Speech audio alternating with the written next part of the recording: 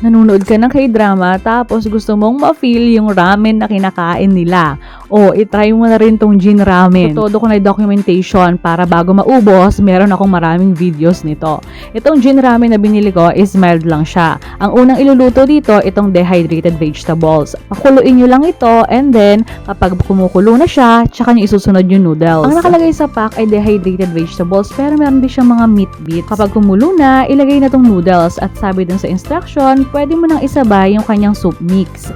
So, yung powder soup na ito, ipapatong ko na siya dito sa noodles and stir well. Hintayin nyo na lang lumambot yung noodles and voila! Meron ka na Korean style instant ramen. O, tamang-tama to kapag mahihilig kayo sa maaanghang. I-try nyo to kahit mild pa lang, todong-todo na yung anghang niya for me. So, kung gusto nyo rin ito, andyan lang sa Yellow Basket.